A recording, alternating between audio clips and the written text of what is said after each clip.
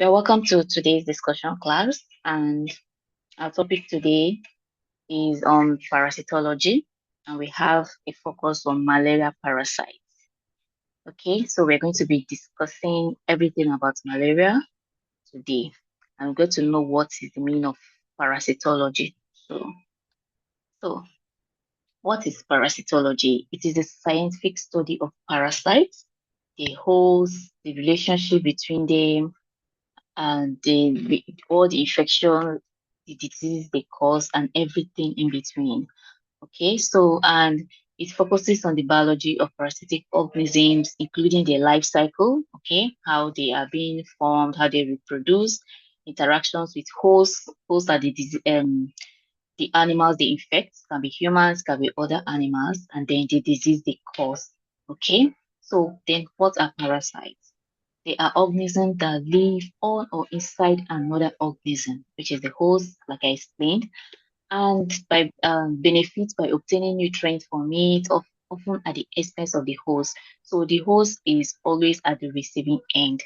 Okay, so the parasite can feed on the host, can make use of the host body or the environment, and then the host will be the one to suffer it. Okay, so parasites can be animals, they can be plants, or they can be single-celled organism. Okay, please just know that as usual, at any point you cannot hear me, please just let me know because here I think it's about to rain here and it's windy. So I just pray we'll not have any network glitches today again. But just let me know any point you can hear me so that we'll know what to do about it. So moving on, that different types of parasites. So we have the protozoa, we have the hermits, and then we have the ectoparasites. So the protozoa are, for example, the Plasmodium species. We have the Giardia lamblia, which they cause malaria. They also cause giardiasis. So we have the hermits, which, example, we have the Ascaris lubricoides. We have the Taenia sodum. They actually cause worm. Okay, then we have the ectoparasites. So ectoparasites are those that live outside of the host. Okay, so we have like the lice, we have the scabies, and all others. So these are the types of parasites with the examples, and then the disease they also cause to the host. Then let's go down to the malaria parasite, which is one of the protozoa. Okay, which is one of the protozoa type of parasites. Then malaria is a parasitic disease and is being caused by a single cell protozoa of the genus Plasmodium. So it's been a major disease of humankind for thousands of years, and they are distributed worldwide throughout the tropics and subtropics. So I don't know how many times any of us have treated malaria this year. So malaria is truly endemic in Africa, which is a tropical area, and it has been a major disease of mankind truly because it really involves every time, and they have tried to treat it, which I'm still going to explain below. And maybe at some point the parasite develop resistance, or like it keeps evolving every time, and that's why you keep hearing malaria, especially in this part of our country and in Africa at large. Okay, so there are approximately 200 million to 500 million new cases of malaria every year, and the disease is the direct cause of 1 million to 2.5 million deaths per year. So this talking about epidemiology. This for Zena, who is asking of what is the axis of epidemiology. So you can see the how malaria is actually causing mortality and morbidity. So this the epidemiology of malaria. Okay, so how is this malaria being transmitted? Is primarily transmitted by the bite of infected Anopheles mosquito, and it can also be transmitted by inoculation of infected blood, maybe by true blood transfusion, or maybe when you use infected sharp objects, okay, and also congenitally, maybe through mother to child pregnancy, okay. So these are the major ways in malaria can be affected, and the main known one is through mosquito. Then this Anopheles mosquito, it feeds mainly at night, and their breeding sites are primarily in rural areas. So these rural areas is because of maybe the hygiene of the place, because of the area, the humidity of the place. So it supports the the growth or the breeding of this mosquito. So in some areas of Africa, about 90 to 100% of children, that is under 5 children, have malaria parasite circulating in their blood all the time. This is because Africa is an endemic area for malaria. So this is, you find at least everyone that is being given birth in Nigeria at one point in time must be affected with malaria parasite, because you cannot just run away from it. It is endemic. Then malaria may also occur when infected mosquitoes are transported into non-endemic areas, such as by airplanes or by ships. Just imagine someone from Nigeria that is traveling outside the country, okay, between a place that there's no malaria at all, and the person is being infected with malaria. So there can be a transfer, okay, that is trans-country transfer of this malaria. Then in the late 1950s and early 1960s, it was thought that malaria could be eradicated through the wide use of insecticides, such as the DDT, which is a dichloro-diphenyl dichloroethane. So DDT is a chemical which is an insecticide used in eradicating malaria, but that is in the early time when this malaria parasite just started. And they were also trying to treat it by the use of chloroquine, but they noticed that eradication is no longer thought possible because the development of drug resistance by both the mosquito and the parasite, and also because of deteriorating social and economic conditions in many malaria endemic countries. And this has led to increase in malaria-related mortality in some of these areas. This is also what I was trying to explain, that they've tried to eradicate, they've tried to get rid of this malaria because it has been causing a lot of havoc in the endemic areas, but it's no longer possible because this parasite, they tend to develop resistance. All the drugs that we're using, like this insecticide, this is DDT, and also the chloroquine, which is the drug that we're using to treat it. This parasite tends to develop resistance to them over time.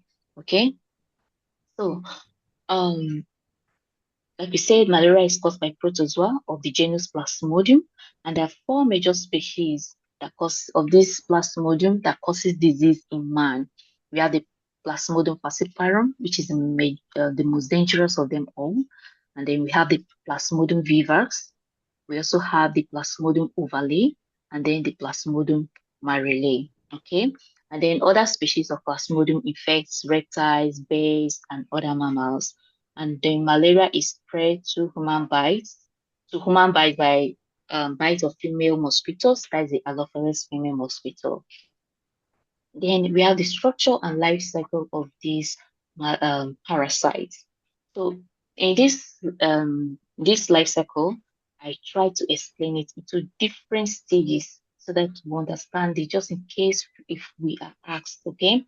So these different stages will tell us at what age this malaria enter the body, what it does in the body, how does it even affect the body and cause maybe the symptoms of malaria we know, like fever, and then how does it go back to the mosquito and then infect another person again. That's what life cycle is all about, okay? Just how the microorganism develops, how it revolves around the host and then get back to the um vector, which is the mosquito again. So I've developed there are like 5 stages of this parasite cycle. The first stage is that the mosquito bite and then the sporozoid injection. In this stage, a female Anopheles mosquito which are infected with Plasmodium bite a human and inject what is called a sporozoid into the bloodstream. Okay, so before malaria infection can occur, there must be an infected mosquito. Okay, there must be an infected mosquito, and we're going to see how these mosquitoes are infected by the end of this life cycle. But the first one is that when mosquito bites you, maybe an infected mosquito bites you, they inject what is called a sporozoid, sorry, into your bloodstream. Okay, so these sporozoids are just like a reproductive organ of this parasite that has been developed inside the mosquito.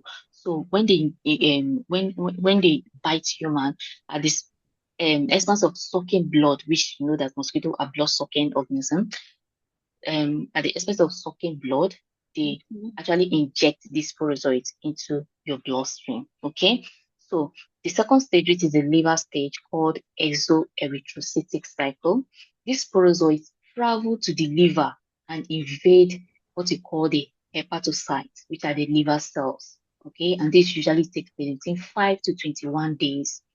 So when the sporozoid get to the liver, they will start they will mature, okay?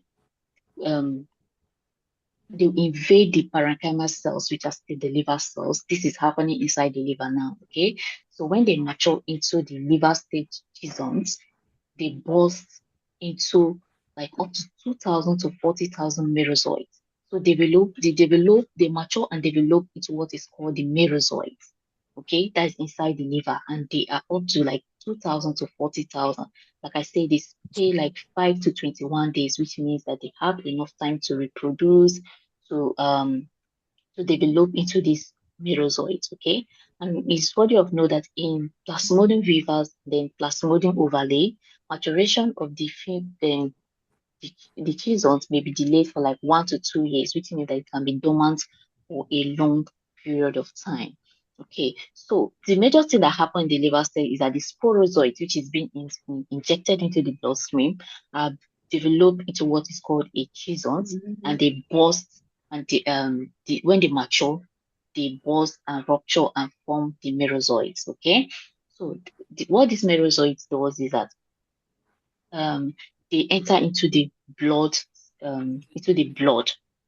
That's a, which is leading us to the third stage of the life cycle, which is the blood stage or erythrocytic cycle. If you check the second stage, it's called exoerythrocytic cycle, which is happening outside the blood, that is the liver, okay? But the erythrocytic stage is happening inside the blood, okay? So the merozoids are released into the blood and then they infect the red blood cells. So this cycle causes the clinical symptoms of malaria. That's at this point when the merozoites are released into your blood. That's when you start feeling these malaria symptoms like fever, headache, and other symptoms. Okay, that is it is not telling you that the merozoites have matured and they have entered into the blood. So some merozoites also um some merozoites, that's the first stage now, which is the gametocyte formation. Some merozoites in the red blood cell develop into sexual forms, that is the male and female gametes. And these sexual forms are the ones that are being transferred to mosquito. Remember, this is happening inside the human body, right? And when this mosquito come to suck blood, they suck out this male and female gametocyte that is being formed in the blood. I just want you to understand this stage because it's very simple. It's very, very easy to understand. Okay. So the gametocyte formation, it means that the some merozoids, which I told you that up to 2,000 to 40 merozoids are formed in the liver, which are being released into the blood, right? So some of them that is released in the blood are the one that then causes infection. That's when you start feeling the fever and other symptoms. Then some of them too, some of the merozoids will then develop into sexual forms, which is the male and female gametocyte, right? Then the fifth stage, which is the mosquito stage or the sporogenic cycle, that is when another mosquito bites the infected person, then it injects the gametophytes. Okay? Okay. So I've muted everyone so I will not get any distraction. So when another mosquito bites the infected person, it injects the gametocyte that is being formed, which undergo fertilization and mature in 2 to 3 weeks to another sporozoite. You see how we come back again? Then the mosquito will go and infect another person. This is how the life cycle continues.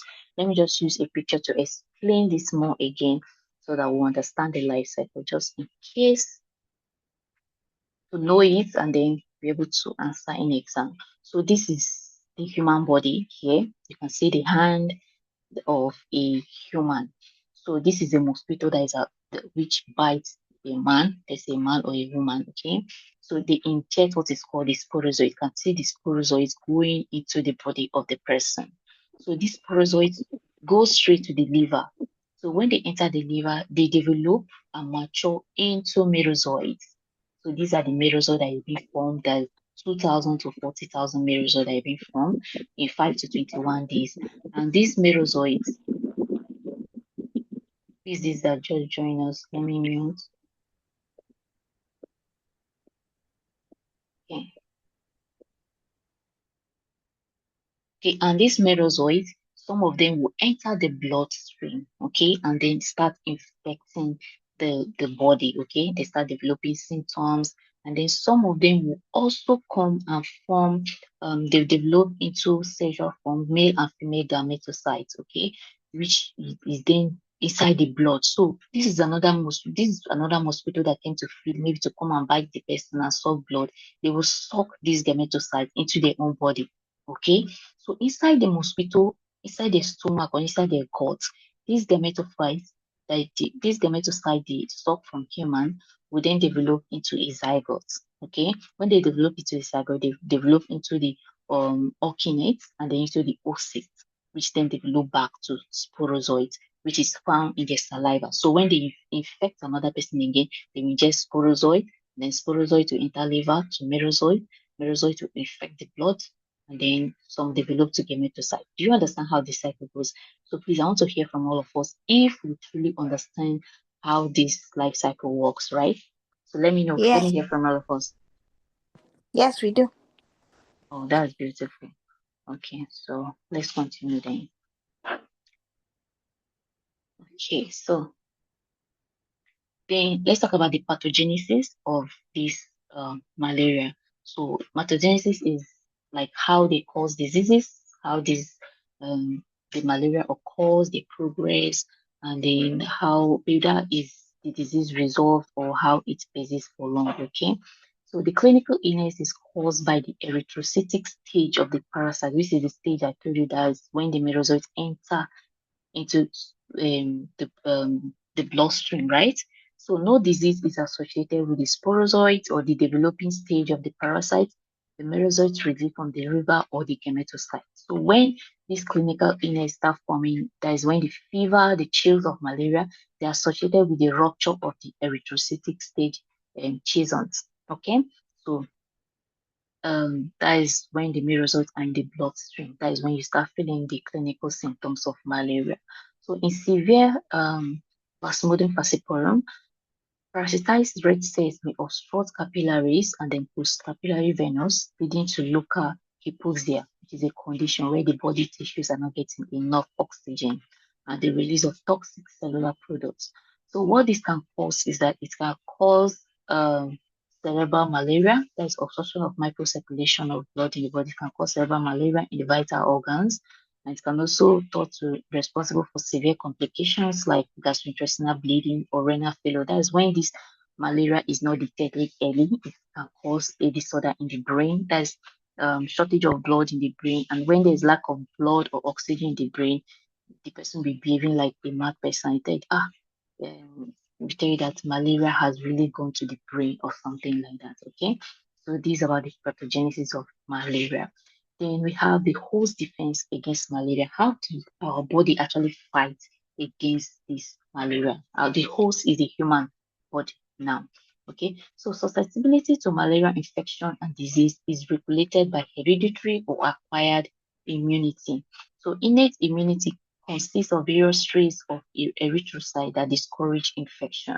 So the body has this um, natural immunity that they have in the body, which helps, so like the T cells, the antibodies, that actually helps, yes, actually help to fight against this malaria. So it's one of the ways the body fights it. Sometimes when you get to have malaria, you don't even know. It will just resolve on its own because the body has a way of fighting it, okay?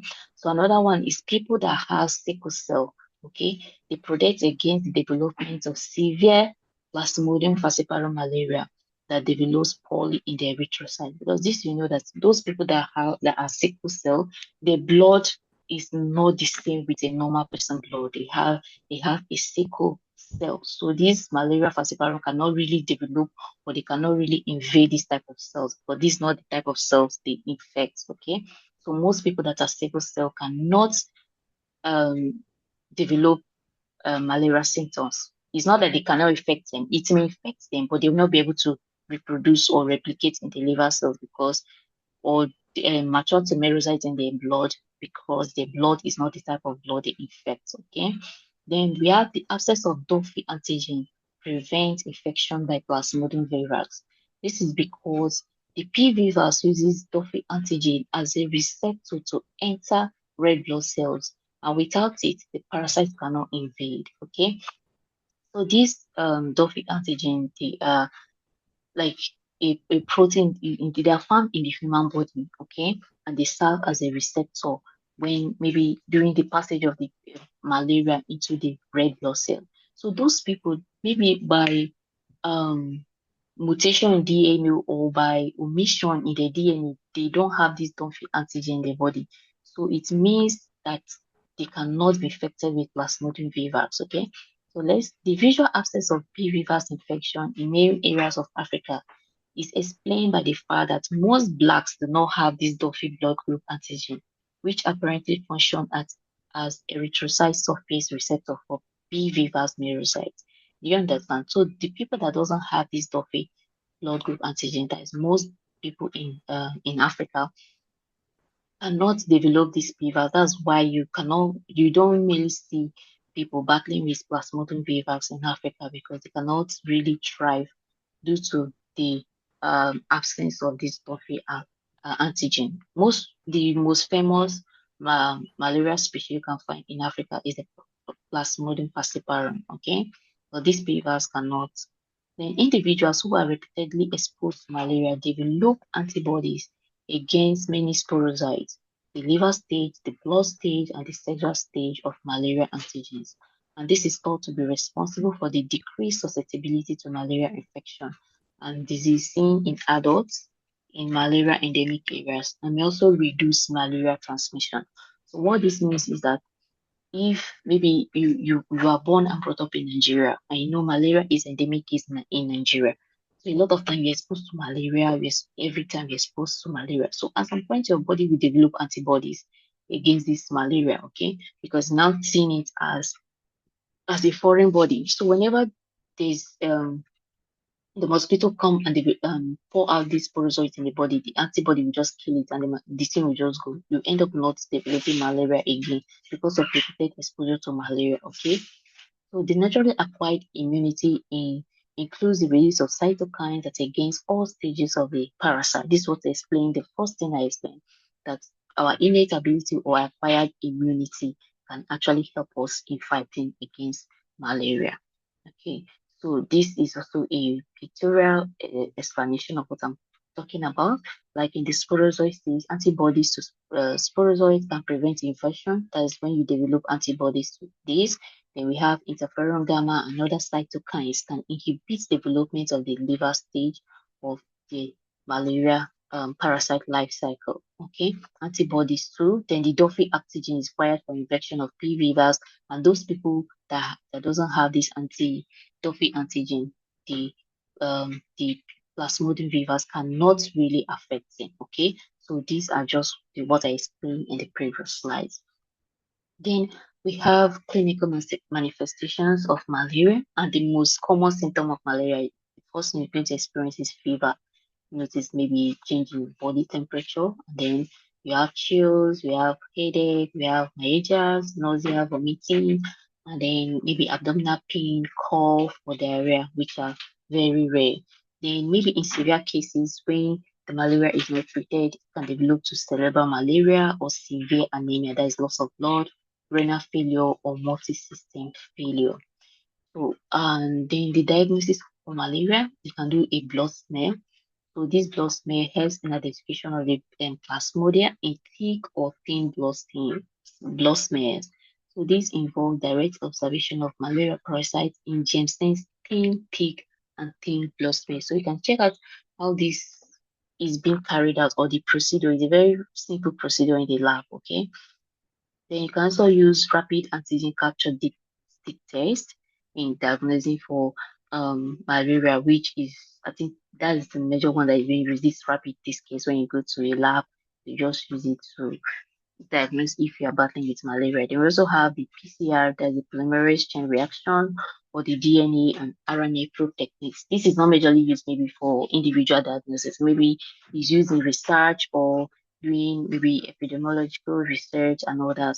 That's when you use the PCR method of diagnosis. But for individual based, you just basically the blood smear or the rapid antigen deep test. Then we have the control of this malaria parasite. The basic thing is that the malaria therapy is complicated, okay, by the fact that parasite is present in the blood and the liver, and it is of good note that different drugs are required to eradicate each. Okay, so drugs that kill malaria parasite in the blood are called the blood stage size. Then those that kill them in the liver are called the tissue size. So the the complication here is that the malaria will first of all affect the liver and then from the liver to the blood. And then there are different drugs that we require to treat at the liver level and then at the blood level. That's the complication they mainly have when treating malaria. So basically, for the general treatment, we have the widespread resistance of P. falciparum. So you can use chloroquine to treat them. But it's noticed that these P. falciparum are now being resistant to chloroquine. So other drugs that you can use in treating, we have the mefloquine, we have the metamine or sulfadoxine. That is a fancy that drug that's being well known. We have the quinine, we have the quinidine, we have the halofantrine, and then artemisinin derivatives. Okay, this can be used when you have in treating of maybe resistant plasmodium falciparum. And we also have you also know that chloroquine remains the most highly effective against Plasmodium malaria and then Plasmodium ovale. Then it also against Plasmodium vivus everywhere, okay? Except in this Papua New Guinea and then part of Indonesia, where significant resistance has developed. So disease caused by P. vivus and P. ovale required primaquine to eradicate the latent liver forms of the parasite. Then Plasmodium falciparum resistant to multiple drugs is most prevalent in Southeast Asia, but it's also present in Africa and Brazil. Okay, so what this is actually explaining is that drugs have been developed, especially chloroquine, which is the first line drugs for malaria treatment. But this parasite has developed resistance to most of these drugs. So the notable thing is that it keeps evolving every time. Okay, so research is being made, most drugs are being developed, especially for all these ones that have been resistant to them. Okay, but as of today, these are still in use in treating malaria. These drugs are listed. Okay, and we also have prevention of malaria. Malaria can be prevented by chemoprophylaxis, that is the use of drugs, vitamins, or other agents to prevent the development of a disease or infection. Example, maybe someone from US that is non-endemic for malaria want to come to Nigeria. So the person can take what is called a chemoprophylaxis. So this chemoprophylaxis will help to protect the person because the person is entering Africa, which is an endemic area for malaria. So this chemoprophylaxis will help, even though my mosquito bites this person, they already have drug that is written to kill it off. Okay, like example is doxycycline. And also use of personal protective measures like PPE against mosquito, like the mosquito net, mosquito repellent, and other ones. Okay.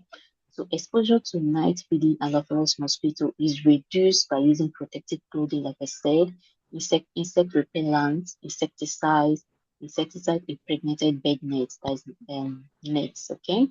The mosquito may also be reduced by destroying the breeding places and by application of insecticides. Breeding places, just like removing or clearing of the bushes, the stagnant waters, like most of all these places that mosquito can easily breed, you just clear them or destroy them. That means mosquitoes can be reduced and then infections with malaria can also be reduced. Okay. They also have vaccines, though vaccines are still being developed. For example, the SPF 66, which is a synthetic vaccine produced in Colombia, but it is still in progress too, as when it is still in progress because they want to determine if what actually this vaccine can do. Because the last time they did the clinical trial, it shows only 30% of maybe the best the vaccine can actually do, which is still they still go back to study about it again. Okay, so this is for malaria, the prevention, the clinical trial, sorry, the clinical manifestations and everything about malaria. And this is just the context of within our material. There are also parasites again, apart from malaria, but just to do justice to our material is only malaria parasite that is being discussed, and I think we've done justice to it. So if you have any question at now, you can ask your question on malaria parasite. Okay? So any question before we go over to another module? Well understood. Oh, really? Are you sure? So if I ask you about the I life read it. cycle of malaria, So, can you so try? I'm just from it. Okay, you've read it already. Yes, especially the life cycle. So what I did is that I did the life cycle in human and life cycle in mosquito. But the way you did your own is very like I understand. Oh wow. That means it's now stick more. Yeah, You don't yes, enter the yes. medulla oblongata. No, it's not go out again. Yes, inshallah. Okay. Yeah. So any other person maybe is any place that's confusing you or you want me to So throw please, more my light on? question is, Okay. hello. Yeah, I can hear you. My question is, Mm. during that life cycle, so when Mhm. mosquito is Let me depositing, go then. okay,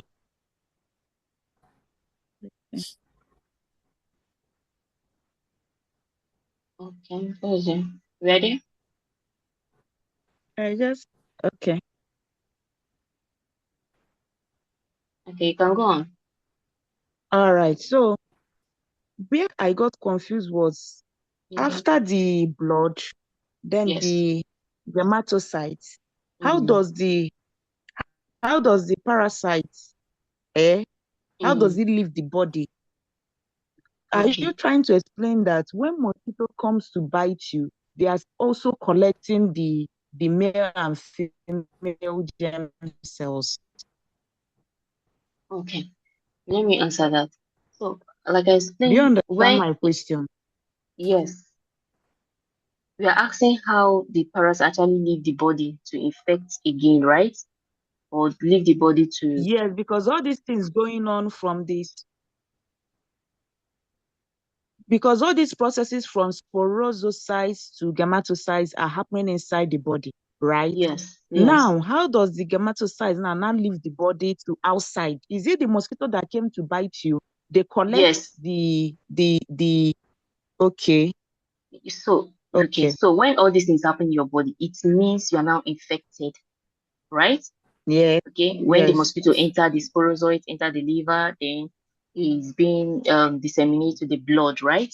Then it form Yes, merozoites, mm-hmm. which start developing to symptoms, and then others also form gametocytes. Then yes, another mosquito will come and bite you.